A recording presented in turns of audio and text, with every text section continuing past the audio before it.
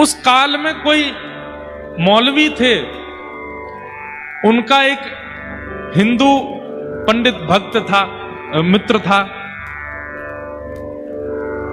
तो मौलवी जी और वो पंडित जी दोनों मित्र थे आपस में। तो एक दिन मौलवी जी बोले, तुम्हारे भगवान को मैं देखना चाहूं तो कैसे देख सकता हूं? तुम्हारे पूरे शास्त्र पुराणों में ऐसी कोई बात है जिसका मैं पाठ करूं और तुम्हारे भगवान प्रकट हो जाएं?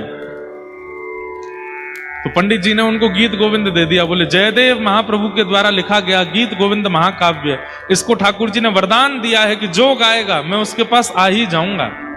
ये विचार नहीं करूंगा कि उसने कितने पाप किए हैं, उसने कितनी गलतियां करी हैं, बस वो शुद्ध मन से शुद्ध भाव से गाएगा, मैं पहुंच जाऊंगा।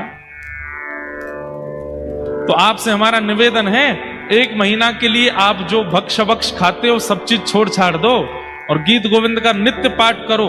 आसन लगा करके करना, हमारे ठाकुर जी आएंगे। तो मौलवी जी ने संस्कृत याद की और नित्य गीत गोविंद का पाठ करते, आसन लगा करके, छुप करके, कोई देखे ना।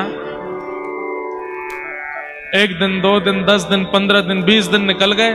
अब तो गीत गोविंद उनको याद हो गया। एक दिन बड़ी जल्दी में कहीं निकलना था उनको, मन में सोचने लगे पाठ कैसे करूं, आज का पाठ तो रह जाएगा। तो मन में उन्होंने विचार किया, कोई बात नहीं, घोड़ा पे बैठ करके और घोड़ा हाँकते हाँकते गीत गोविंद बोलूंगा। जैसे ही घोड़ा पे बैठे, घोड़ा हाँकने लगे और बस गीत गोविंद का पाठ शुरू किया। इतने में क्या देखते हैं कि उनके घोड़े के आगे छोटा सा बालक, घुंघराले केश, नील वर्ण की कांति, और उल्टा दौड़ रहा है, पीछे की तरफ दौड़ रहा है, भुजा उठा करके। मौलवी जी ने तुरंत घोड़ा रोका, उतर करके नीचे आए। अरे बालक, इतनी गति से तुम उल्टे कैसे दौड़ रहे हो?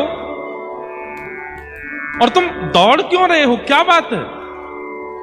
तो ठाकुर जी कमर पे हाथ धर के बोले, रोज तो मेरे काजे आसन लगावे, आज आसन नहीं लगाए हो, घोड़ा पे बैठ के गा रो है। अब मेरे तो सुनवे को मन हो तो मैं कहा करूं, दौड़ दौड़ के सुनना हूं।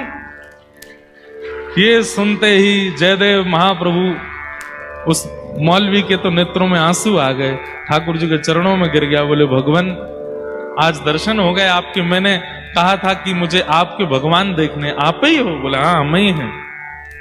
तब से उन मौलवी जी ने नियम कर लिया, नित्य गाते थे गीत गोविंद।